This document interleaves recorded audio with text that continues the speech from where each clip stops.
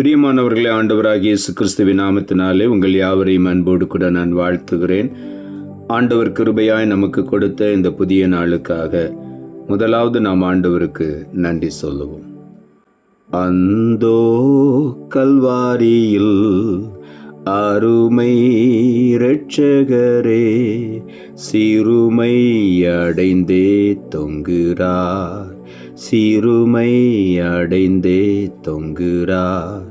மகிமை மாட்சிமை மறந்திழந்தோராய் கொடுமை குருசை தெரிந்தெடுத்தாரே. மாயலோகத்தோடழியாதுயான் துய கல்வாரியின் அன்பை அண்டிடவே.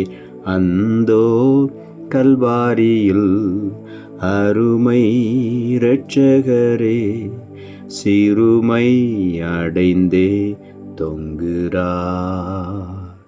இந்த நாளுக்கு இந்த ஆண்டவர் கொடுக்கிற ஒரு வார்த்தை கலாத்தியர் புஸ்தகம் 3ஆம் அதிகாரம் 13வது வசனம். கலாத்தியர் 3:13.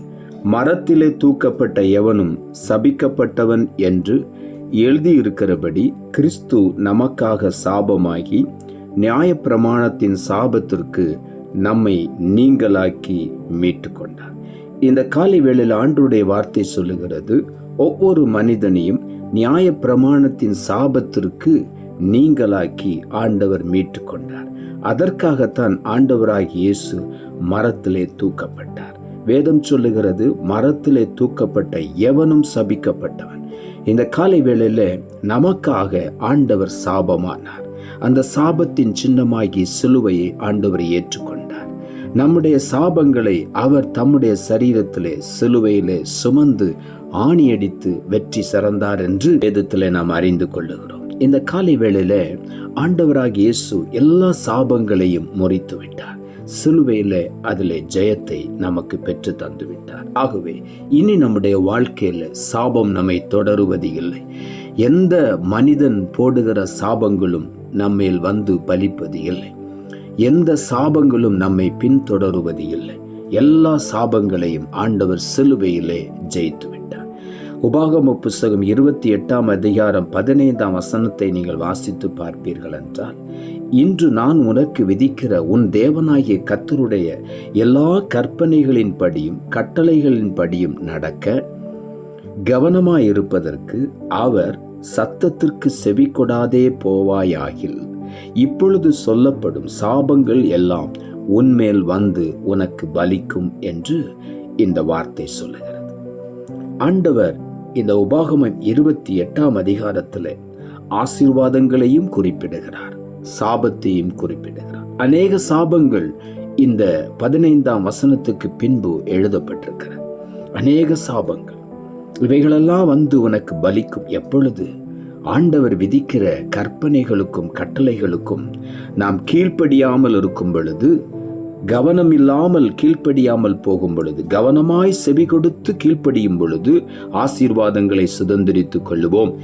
கவனம் இல்லாதபடி கீழ்ப்படியாமல் போவோம் என்று சொன்னால் நிச்சயமாகவே சாபங்கள் நம்மேல் வந்து பலிக்கும் என்று ஆண்டவருடைய வார்த்தை சொல்லுகிறது. ஆகவே இந்த காலை வேளையில சாபம் நம்மை தொடராதபடி ஆண்டவராகிய இயேசு அந்த நியாயப்பிரமாணத்தினால் வரக்கூடிய சாபத்தை ஆண்டவர் நம்மை விட்டு விலக்கிவிட்டார். அதிலிருந்து நம்மை மீட்டு கொண்டார்.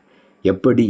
அவர் தம்மையே சிலுவையில பலியாய் கொடுத்து எல்லா சாபங்களையும் அவர் தம்முடைய சரீரத்தில் ஏற்றுக்கொண்டு நமக்கு சாபத்திலிருந்து விடுதலையை கொடுத்து ஆசீர்வாதத்தை நமக்கு ஆண்டவர் கொடுத்திருக்கிறார். யாத்திராகம புஸ்தகம் 15ஆம் அதிகாரம் 25ஆம் வசனம் சொல்லுகிறது, மோசே கர்த்தரை நோக்கி கூப்பிட்டான். அப்பொழுது கர்த்தர் மோசேக்கு ஒரு மரத்தை காண்பித்தார். அவன் அதை தண்ணீரில் போட்டவுடனே அது மதுரமான தண்ணீராயிற்று என்று இங்கு எழுதப்பட்டிருக்கிறது. இந்த சம்பவத்தை நாம் அறிந்திருக்கிறோம். இஸ்ரவேல் ஜனங்களை மோசே வழிநடத்தி கொண்டு வரும் பொழுது, அவர்கள் மாராவில வந்த பொழுது அவர்களுக்கு தண்ணீர் இருந்தது. ஆனால் அந்த தண்ணீர் மிகுந்த கசப்பாய் இருந்தது. குடிக்க முடியாத அளவுக்கு கசப்பாய் இருந்ததினாலே மோசேக்கு விரோதமாக முறுமுறுத்தார்கள். அப்பொழுதுதான் மோசே கர்த்தரை நோக்கி கூப்பிட்டான். கர்த்தர் மோசேக்கு ஒரு மரத்தை காண்பித்தார். அந்த மரத்தை அவன் எடுத்து தண்ணீரிலே போட்ட உடனே அந்த தண்ணீர், கசப்பான தண்ணீர் மதுரமாய் மாறிற்று. அந்த இடத்திலே ஆண்டவர் ஒரு மாறாத நியமத்தை தம்முடைய ஜனங்களுக்கென்று ஆண்டவர் கொடுத்தார். என்னுடைய கட்டளைகளின்படி நீங்கள் கீழ்ப்படிந்து நடக்கும் பொழுது எந்த வியாதியும் உங்களுக்கு வரப்பண்ண மாட்டேன், நானே உன் பரிகாரியாகிய கர்த்தர் என்று அந்த இடத்துல ஒரு மாறாத நியமத்தை ஆண்டவர் தம்முடைய ஜனங்களுக்கு கொடுத்தார். இந்த காலை வேளையிலும் கூட அந்த மரம் சாபமான கசப்பை மனிதனுடைய வாழ்க்கையிலிருந்து நீக்கும்படியாக அன்றைக்கு மோசேக்கு ஆண்டவர் காண்பித்தார், அந்த மரத்தை காண்பித்தார். அதே போல இந்த காலை வேளையில மரத்திலே தூக்கப்பட்ட எவனும் சபிக்கப்பட்டவன். நம்முடைய வாழ்க்கையில் இருக்கிற கசப்புகள், சாபங்கள் எல்லாம் இன்றைக்கு முற்றிலும் மாறும்படியாக அந்த கல்வாரி சிலுவையை நாம் நோக்கி பார்ப்போம். நமக்காக அவர் சாபமானார். அந்த மரத்தை அந்த தண்ணீரிலே போட்டவுடனே அந்த தண்ணீர் எப்படி மதுரம் ஆயிற்றோ அதே போல இந்த சிலுவை மரத்தை நாம் ஏற்றுக்கொள்ளும் பொழுது ஆண்டவர் எனக்காக என்னுடைய சாபங்கள், என்னுடைய பாவங்கள், என்னுடைய இருதயத்தின் கசப்புகள் எல்லாவற்றையும் சிலுவையில் ஜெயித்து விட்டார் என்று முழுமனதோடு நாம் ஏற்றுக்கொள்ளும் பொழுது இன்றைக்கு அந்த சாபங்களை ஆண்டவர் ஆசீர்வாதமாய் மாற்றுகிறார். நீதிமொழிகளின் புஸ்தகம் 26ஆம் அதிகாரம் 2ஆம் வசனம் சொல்லுகிறது, அடைக்கலான் குருவி அலைந்து போவது போலும் தகைவலான் குருவி பறந்து போவது போலும் காரணமில்லாமல் இட்ட சாபம் தங்காது என்று வேதம் சொல்லுது.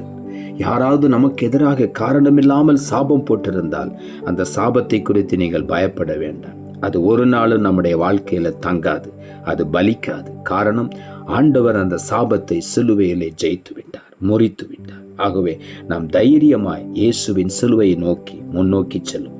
ஆதியாகம புஸ்தகம் 12ஆம் அதிகாரம் 3ஆம் வசனம் சொல்லுகிறது, ஆபிரகாமை பார்த்து ஆண்டவர் சொல்லுகிறார், உன்னை ஆசீர்வதிக்கிறவர்களை நான் ஆசீர்வதிப்பேன், உன்னை சபிக்கிறவர்களை நான் சபிப்பேன், பூமியில் உள்ள வம்சங்கள் எல்லாம் உனக்குள் ஆசீர்வதிக்கப்படும் என்றார்.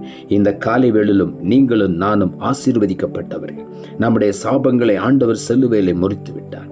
ஆகவே ஆபிரகாமை ஆசீர்வதித்த ஆண்டவர் இந்த காலை வேளையில சொல்லுகிறார், உன்னை யாரெல்லாம் ஆசீர்வதிக்கிறார்களோ அவர்களை நானும் ஆசீர்வதிப்பேன், உன்னை யாரெல்லாம் சபிக்கிறார்களோ அவர்களை நானும் சபிப்பேன், பூமியில் உள்ள வம்சங்கள் எல்லாம் உனக்குள் ஆசீர்வதிக்கப்படும் என்று வார்த்தையை கேட்டுக்கொண்டிருக்கிற ஒவ்வொருவரையும் பார்த்து ஆண்டவர் சொல்லுகிறார், நீங்களும் நானும் ஆசீர்வதிக்கப்பட்டவர்கள். நம்மை யாராவது சபித்தால் அவன்தான் சபிக்கப்படுவான், நம்மை யாராவது ஆசீர்வதித்தால் நிச்சயமாகவே அவன் ஆசீர்வதிக்கப்படுவான். அப்படிப்பட்ட மேன்மை ஆண்டவர் நமக்கு கொடுத்திருக்கிறபடியினால் உள்ளத்தின் ஆழத்திலிருந்து ஆண்டவருக்கு நன்றி சொல்லுவோம். நாம் ஜெபிப்போம். அன்புள்ள ஆண்டவரை, கிருபையாய் நீ கொடுத்த அந்த புதிய நாளுக்காய் மறுபடியும் நமக்கு நன்றி சொல்லுகிறோம். ஆண்டவர் கொடுத்த ஜீவனுள்ள வார்த்தைக்காக நன்றி. மரத்திலே தூக்கப்பட்ட எவனும் சபிக்கப்பட்டவன் என்று எழுதியிருக்கிறபடி கிறிஸ்து நமக்காக சாபமாகி நியாய பிரமாணத்தின் சாபத்திற்கு நம்மை நீங்களாக்கி மீட்டுக்கொண்டார். இந்த காலை வேளையிலே ஜீவனுள்ள வார்த்தையை கேட்ட ஒவ்வொருவருடைய வாழ்க்கையில் எல்லா சாபங்களையும் ஆண்டவர் நீக்கிவிட்டார் என்று சொல்லி அந்த உண்மையை புரிந்து கொண்டு ஆண்டவரை மனமாற துதித்து மகிமைப்படுத்த ஒவ்வொருவருக்கும் கிருபை தாரும். நாங்கள் ஆசீர்வதிக்கப்பட்டவர்கள் என்பதை இந்த காலை வேளையில மறுபடியும் எங்களுக்கு ஞாபகப்படுத்தினபடியினால் உமக்கு நன்றி. எங்களை ஆசீர்வதிக்கிறவர்கள் ஆசீர்வதிக்கப்படுவார்கள், எங்களை பார்த்து சபிக்கிறவர்கள் சபிக்கப்படுவார்கள் என்று வேதத்திலே இந்த காலை வேளையிலே அறிந்து கொள்ள நீர் கிருபை கொடுத்தீர். ஒவ்வொருவரையும் ஆசீர்வாதத்தின் பாத்திரங்களாய் எடுத்து பயன்படுத்தும். இனி சாபம் இல்லை என்பதை ஒவ்வொருவரும் அறிக்கை பண்ணி ஆண்டவரை துதிக்க உதவி செய்யும். தாழ்த்துகிறோம். இரட்சகர் இயேசுவின் நாமத்தில் ஜெபிக்கிறோம் நல்ல பிதாவே, ஆமென்.